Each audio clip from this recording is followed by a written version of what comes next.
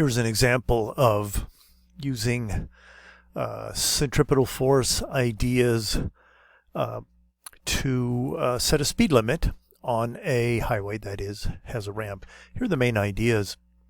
The centripetal force is mass times the centripetal acceleration. Centripetal means center seeking. The text uses the word radial. So, and as you read, the centripetal force, the mass times the radial or centripetal acceleration, is mv squared over r. The only acceleration or force is the radial and the centripetal acceleration, the only force that is moving it around. So I'm going to look at this in two directions. The first is setting up this y component or y direction perpendicular to the ramp, and I'm going to look at the sum of the forces in the y direction. The y that's going to be the y component of the centripetal force is what the net force is going to be, and this F sub n is the normal force of the road on the car. And I have put in the force of gravity, the weight of the object, but I've also put in the centripetal force. So those are the three actual forces. I've decomposed the weight of the object, the force of gravity on the object, and here we have the component that is perpendicular normal to the ramp. I've also decomposed the centripetal acceleration into its components, which are, and listed this component, which is perpendicular to the ramp, normal to the ramp. So here, this is a vector equation here. I want to emphasize the vector nature of this. We're going to see a few things here. Okay. Here, these are all vectors, as you can see. So the normal force plus the force due to gravity that is normal to the ramp is going to equal then the force of the component of the centripetal force that is normal to the ramp. And note that these vectors, the vectors are in opposite directions. We get some nice things going on there. I'm now here looking at this in terms of components. Since these vectors are in opposite directions, we're going to have some negative signs in their components. If we were to write down their components, they're not all positive numbers.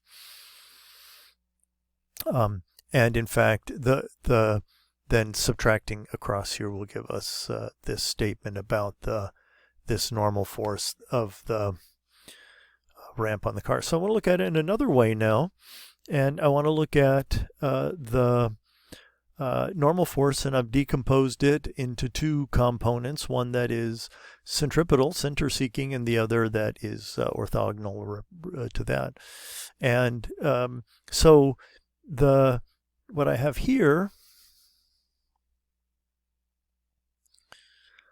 is that if you take the normal force, the whole normal force, times the sine of the ramp angle theta, that gives the, in fact, the centripetal acceleration. Part of the normal force, right? Part of the normal force is yielding this centripetal acceleration. And so then I have, solving for the normal force, I have this expression that it's the centripetal force divided by the sine of the angle of theta.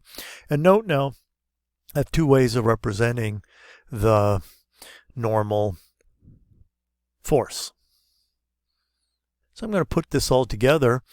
I have the normal force, which I have thought of here, the normal force, as being the resultant in some sense, or can be put together by a component of the gravitational force and a component of the centripetal force, right? Here's the centripetal force, and here's the gravitational force. And then I have this other way of looking at the normal force in terms of the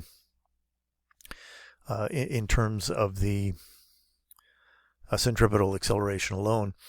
And so these two expressions are equal. I set them equal. I set them equal here. I multiply both sides by sine theta. I see that for some reason I had certain hostile feelings evidently towards the cosine. I'm not sure what happened there. Why I was reluctant to write cosine here, but you can see that I was pretty consistent in not writing cosine across. So I'm back to cosine. And multiply through by sine theta. Of course, here I have sine squared and cosine theta, sine theta. I'm bringing now this, subtracting this from both sides, factoring here. Well, I've done two things. I've taken that the centripetal acceleration, the centripetal force here, the centripetal force is mv squared over r. I'll factor that out. I'm going to use a trig identity that 1 minus sine squared theta is cosine squared theta. I'm going to divide both sides by m here, and then I'm going to divide by cosine theta squared on both sides. That'll leave that, and then solve for v, and I have this expression for v, which does not agree with what's in the text, but I stand by that, having done it in two different ways.